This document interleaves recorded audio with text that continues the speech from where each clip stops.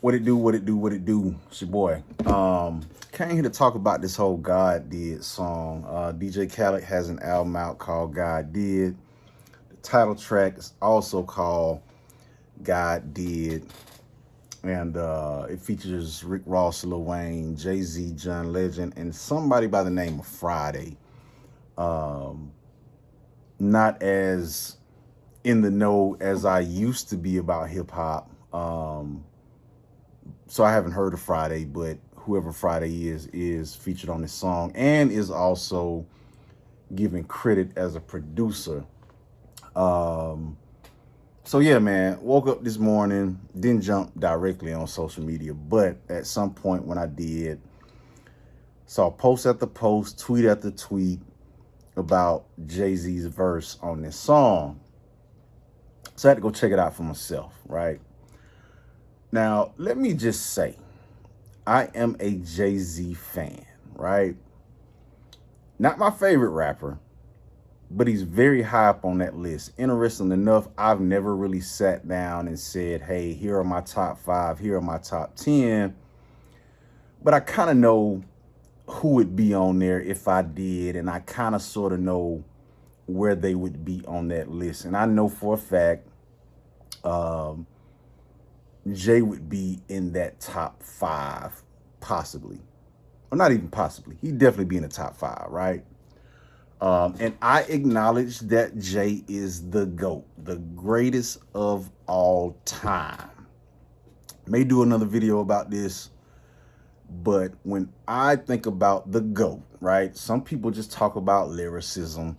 Some people just talk about commercial success. I think it's more than that. I think it's a combination of lyricism, it's a combination of commercial success. A lot of people want to say, oh, this person is the GOAT, even though they haven't sold that many records. And I don't believe in that. Now, I'm not saying they have to be the highest selling artist, but in order to be the GOAT, in my opinion, they would have had to have some type of moderate to major commercial success, meaning they made a good amount of money at what they do and have sold a lot of records. So lyricism, commercial success, and cultural impact, meaning what type of slang did they bring to black culture? You know what I'm saying? What type of trends did they set? Where they played on the radio a lot? Did you hear them in the club a lot?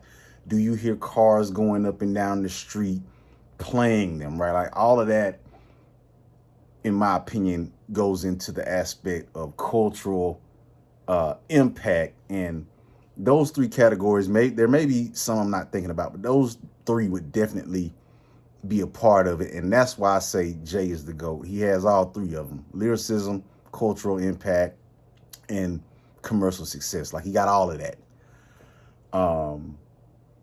But I do think, and I know a lot of people are going to say I'm hating, I do think we all suffer from what I call the Jay effect. And this means that, and I'm not trying to take anything away from his greatness. I'm acknowledging he's the GOAT. I'm acknowledging he's in my top 5, right? But I think the Jay effect affects a lot of us. And what that means is whatever Jay-Z does, it's always going to be considered the best. And I think Jay is he's a genius, man. He's intelligent as hell. And I think he's kind of made his career to look like that. Like you can't say anything less than positive about Jay-Z without being called a hater. You just can't do it. People have a comeback for every single criticism. And let's be clear, we're not criticizing him as a person, as a businessman. We're talking about true blue fans of hip hop critiquing his work. And if you ever say anything less than positive about Jay's work, you're going to automatically be called a hater. All the rappers that have ever had an issue with Jay may have been a legitimate reason, but they were called haters because they didn't have as much money as Jay. They wasn't married to fucking Beyonce. So on and so forth. Like the way, and don't get me wrong, dope guy, rich, beautiful wife, above average elite MC. Has done so much for people in the rap game, from Meek Mill to 21 Savage, and helping them out in their legal problems. Like, I love Jay. I'm just saying, whenever you critique, I mean, you can critique any other rapper, and it could be looked at as, okay, it's just a fan critiquing a rapper. But with Jay-Z, if you say anything negative about Jay-Z, you're automatically gonna be labeled a hater. So I think the Jay effect is that, you know what I'm saying? Like, it's really hard to critique him with how his career has been structured, with how he is perceived among the hip hop community and just, you know, society in general. Because Jay's way bigger than hip hop at this point. And I also think that this particular verse right here, it was dope, way above average, right? But my opinion is, when I compare it to other things that Jay has done, I mean, it's good, you know what I'm saying? But it didn't live up to the hype that I saw on all of these posts. That's all. I'm just saying, I have heard better Jay-Z verses. That's all I'm saying. I believe if it would have been Benny the Butcher, you know, Conway, anybody else reciting those same exact words in the same exact fashion, it would not be this hyped. That's all I'm saying. And this isn't the first time this has happened, in my opinion. For example, My President is Black by Jeezy. When Obama was actually voted in, they did a remix. Jay has this line, he says, something like, if you got a racist mind, you're half right. My president is black, but his house is all white. And I remember when they performed that in DC, I saw a video of it. Everybody went crazy. You know what I'm saying? They cut the beat off, they ran it back, and every time he said that little phrase, the crowd would go crazy. And as a former MC that acknowledges that Jay-Z can rap way better than I can and way better than I ever could, I still look at that like, that's all right, but I don't think that's a Funk Flex bomb drop ass bar. Like, my president is black, but his house is all white. That's cool, but I just don't think it was like, hold on, cut the music off, we gotta let them hear that again, and every time we play it, they go crazy. Like, I didn't see all of that. And with this verse, I think, you know, I'm gonna try to pronounce this and I'm gonna probably fuck up, but sensational, y'all know what the fuck I'm saying. I don't know why, I just certain words with a whole bunch of S's and Z's that I just don't do well with. But just meaning over hype for the most part.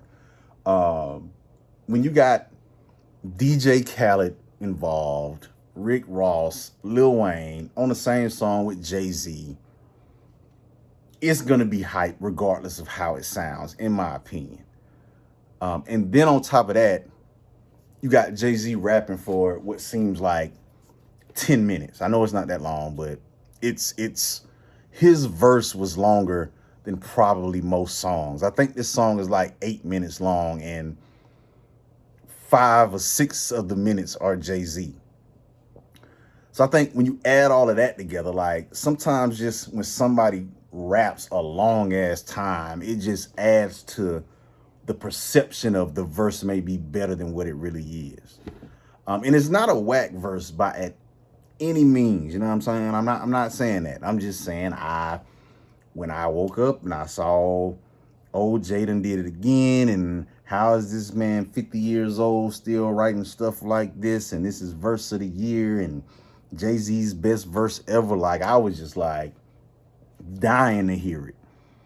And I was disappointed not at the fact of the quality of the verse, great verse.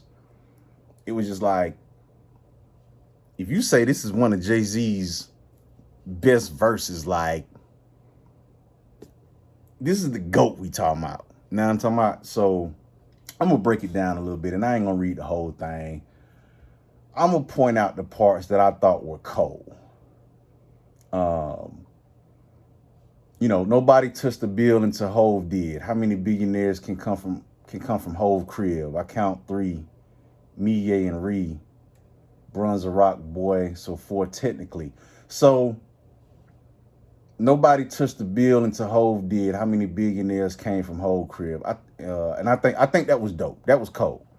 Then he mentions the 3. But 4 technically, that was all right. Like, usually that 4th bar, that last phrase is like the punchline. And that punchline wasn't that punchy, or maybe it wasn't even a punchline at all. Turn the cocaine into champagne. I cleaned up La Madrina with the same soap. Me and Laurel talking about how we slang dope. Like, a lot of this is just by Jay-Z standards, bro. To me, it's just normal shit. I like the part where he said, M light up the 03. We let y'all do the Zazas OG for the OGs, because that's how I feel, man. OG, stop telling me all them crazy names and flavors. Just OG, bro. If you know, you know.